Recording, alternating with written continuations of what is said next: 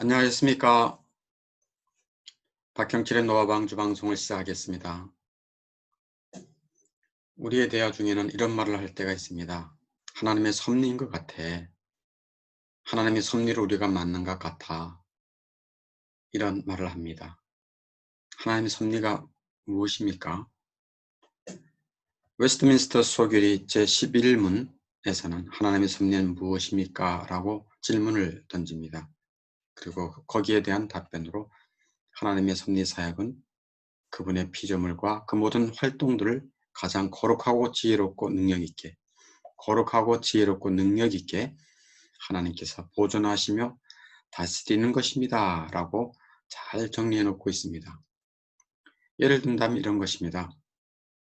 건축자가 설계하는 것을 작정이라고 한다면 건축 행위를 창조라고 하고 건축한 멋진 저택을 가꾸고 유지, 보존하는 것을 섭리다라고 말할 수 있습니다. 하나님의 섭리는 장소, 사람, 사건 모두를 다스립니다. 하나님의 섭리는 장소, 사람, 사건 모두를 다스립니다. 이 세 가지 장소, 사람, 사건에 대해서 한 가지씩 살펴보도록 하겠습니다. 첫째, 하나님의 섭리는 모든 장소에 이르기까지 다스립니다. 하나님의 섭리하는 영역은 대단히 광범위합니다. 하늘과 땅, 바다를 망라합니다. 보이는 세상과 보이지 않는 세상까지 포함하여 다스리십니다. 욥기서 11장 8절에서 11절에 보면 하나님은 하늘보다 높으시다. 수월보다 깊으시다. 9절에 하나님의 크심은 땅보다 길고 바다보다 넓다. 11절에 하나님은 허망한 사람을 아시나니 악한 일은 상관하지 않으시는 듯하나 다 보시고 다 관여한다는 말씀입니다. 두 번째, 하나님의 섭리는 모든 사람을 보존하고 다스리십니다. 하나님께서는 각각의 개인을 섭리로 다스린다고 성경은 증거하고 있습니다. 사무엘상 2장 6절에서 8절 보면 여호와는 죽이기도 하시고 살리기도 하시며 수월에 내리기도 하시고 거기에서 올리기도 하시는도다. 실제 여호와는 가난하게도 하시고 부하게도 하시며 낮추기도 하시고 높이기도 하시는도다. 하나님은 마지막 이 세상 심판 전까지 모든 사람을 다스립니다. 선인이나 악인이나 구별하지 않고 비와 햇빛을 비추어 살아가게 하십니다. 사람들이 살아갈 때 해와 달이 제신에 뜨고 해와 비가 내려 곡식과 야채를 먹을 수 있다고 하는 것이 인간 편에서 얼마나 마음이 편한 일인지 모릅니다. 죄를 지어 타락하고 부패한 사람들이지만 불안해하지 않고 세상 끝날까지 자연 만물을 질서롭게 다스릴 것을 말씀해 주셨습니다. 왜 죄인들에게 이런 자비와 오래 참음을 하나님은 보여주십니까? 왜요? 그것은 죄인을 오래 참으시고 자비를 베푸시는 궁극적인 목적이 있습니다. 그것은 죄인을 사랑하시고 구원하시려는 것입니다. 죄인을 사랑하시고 구원하시려고 오래 참아주시는 것입니다. 어떤 사람은 이런 말을 합니다. 내가 어렸을 때도 말세라고 했는데 아직도 세상은 망하지 않고 지금도 말세라고 말하고 있지 않아? 여기에 대해서 성경은 무엇이라고 말하고 있는지 아십니까? 베드로서 3장 9절에 어떤 이들이 더디다고 생각한 것 같이 더딘 것이 아니라 오직 주께서는 너희를 대하여 오래 참음으로 아무도 멸망하지 아니하고 다 회개하기에 이르기를 원하시느니라. 이와 같이 하나님의 오래 참으심이 없이는 아무도 세상에서 구원을 얻을 사람이 없습니다. 아직까지 구원의 은혜에 참여하지 못한 영혼이라면 속히 그리스도 앞에 나오기 바랍니다. 내가 어찌하여 구원을 얻으리까? 이 죄인이 용서받을 길이 무엇입니까? 이 죄인도 용서받을 수 있을까요?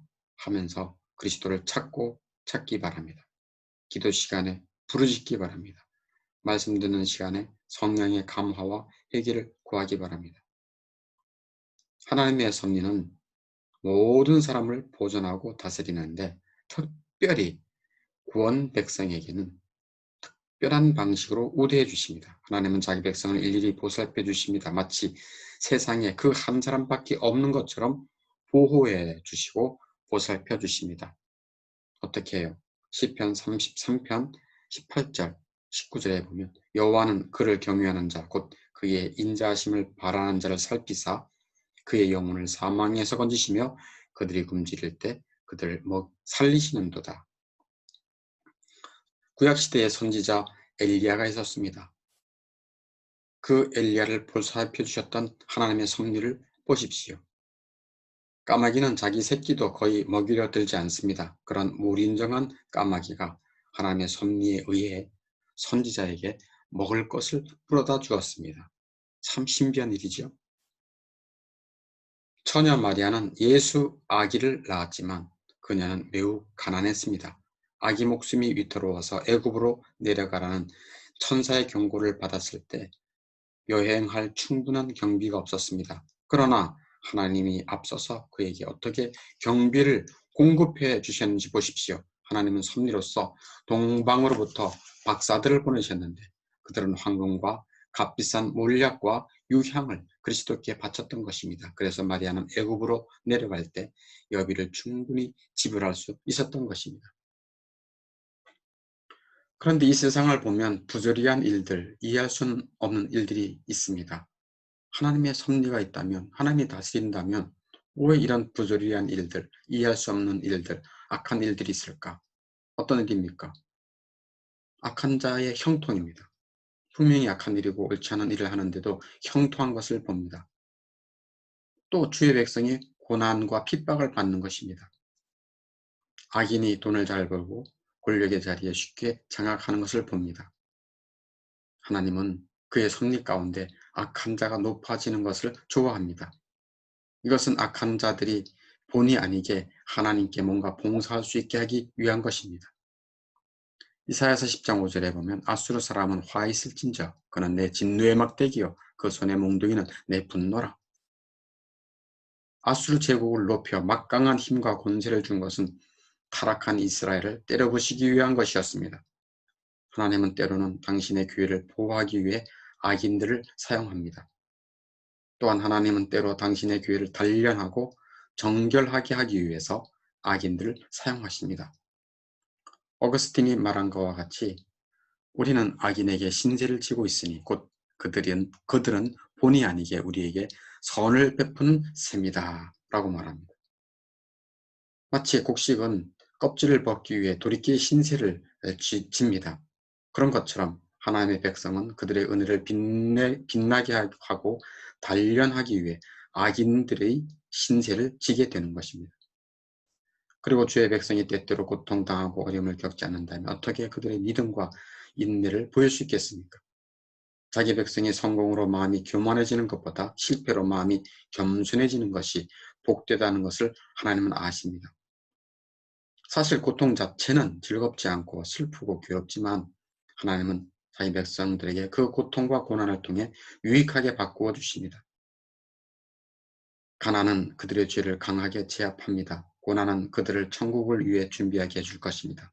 비록 우리 눈에 보기에는 부조리하고 고통스러운 일이지만 실상은 하나님의 지혜롭고 거룩한 섭리가 있는 것입니다.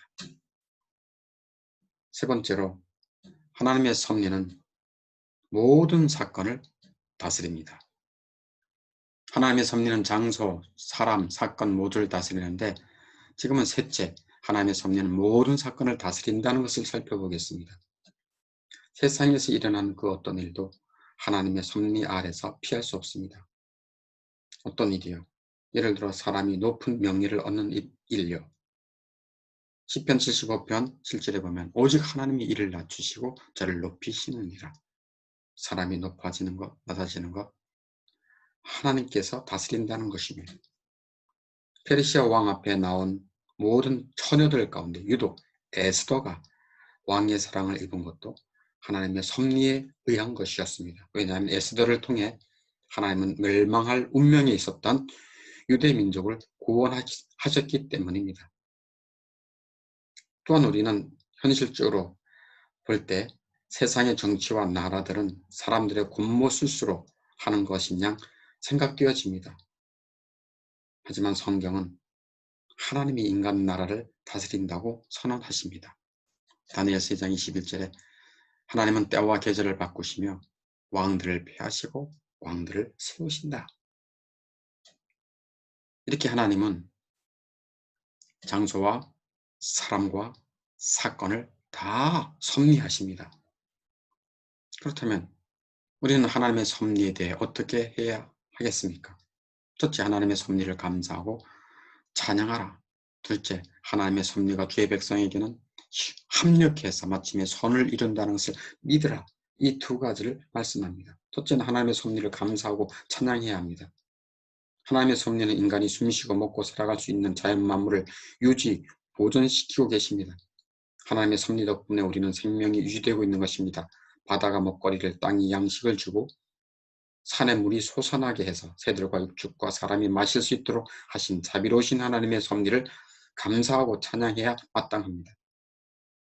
우리가 건강하고 재산도 소유할 수 있는 것, 우리의 능력이 아닙니다. 하나님의 섭리 덕분입니다. 신명기 8장 18절에 내 하나님 여호와를 기억하라. 그가 내게 재물 얻을 능력을 주셨습니다. 라고 말씀합니다. 신명기 8장 18절입니다.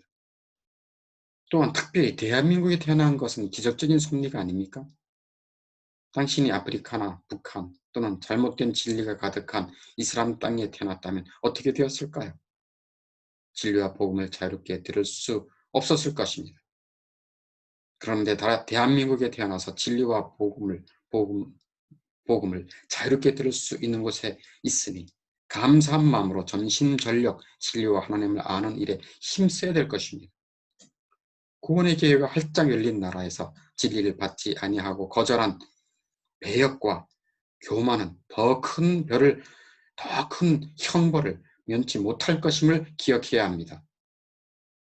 둘째로 하나님의 섭리가 주의 백성에게는 합력해 마침내 선을 이룬다는 것을 믿어야 합니다. 로마서 8장 28절에 이런 말씀이 있습니다. 우리가 알거니와 하나님을 사랑하는 자 곧 그의 뜻대로 부르심을 입은 자들에게는 모든 것이 합력하여 선을 이루느니라. 그리스도의 구속을 믿는 자들은 하나님을 사랑합니다. 하나님의 진리를 사랑합니다. 하나님을 사랑하기 때문에 그의 계명을 순종하는 것을 기쁘게 생각합니다. 여러분은 하나님을 사랑합니까? 그리스도를 사랑합니까? 그리스도께 자신을 바쳤습니까? 몸 바쳐 그리스도를 존귀하게 하기를 원하며 그리스도의 몸된 교회를 위해 헌신합니까? 그런 사람을 주의 백성이라고 하고 하나님의 섭리는 그런 주의 백성에게 특별히 우대해 주십니다. 요셉은 하나님의 사람이었습니다. 그러나 자신이 원치 않았던 고난이 연속적으로 생겼습니다. 형들에게 미움을 받고 구덩이에 던져져 죽을 뻔했습니다. 그런데 사람이 보기에는 우연한 일이 생겼습니다. 마침 이집트로 가고 있는 대상들, 장사꾼들이 있었던 것입니다. 그래서 형들은 요셉을 구덩이에서 끌어내어서 돈을 받고 팔았습니다.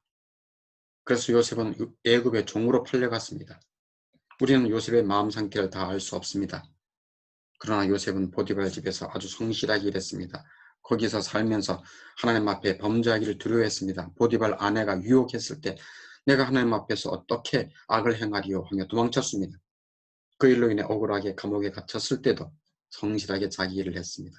결국 하나님의 섭리 안에 합력해 선을 이루게 되었습니다. 요셉은 총리가 되어 자기 민족을 구원하게 되었고 하나님의 백성을 보존하여 하나님의 뜻에 쓰임받는 영광도 얻게 되었던 것입니다.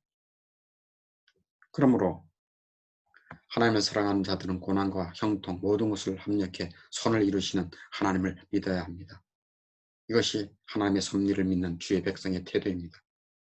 요셉 같은 경우 이것은 하나님의 섭리였어 하고 확실하게 말할 수 있습니다. 그러나 우리들에게 있어지는 대부분의 일들은 하나님의 섭리를 희미하게 볼 뿐입니다.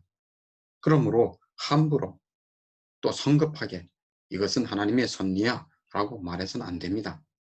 주의해야 됩니다.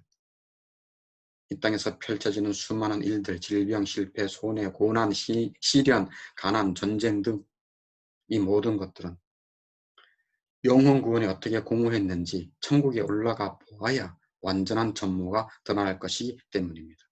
그러므로 우리가 할 일은 하나님의 거룩하고 지혜롭고 능력 있는 섭리를 믿어야 합니다. 하나님의 거룩하고 지혜롭고 능력 있는 섭리를 믿어야 합니다. 그리고 할 일은 모든 일에 감사, 찬양하는 것입니다. 여러분은 하나님의 섭리를 믿습니까? 하나님의 섭리를 믿지 않는 불신앙은 죽음과 불안으로 이끄는 원동력입니다. 은혜 중에 은혜인 믿음을 달라고 모든 것을 섭리하시는 하나님께 간절히 구하기 바랍니다. 믿음은 생명과 평안으로 인도합니다. 감사합니다. 노아방주 방송을 마치겠습니다.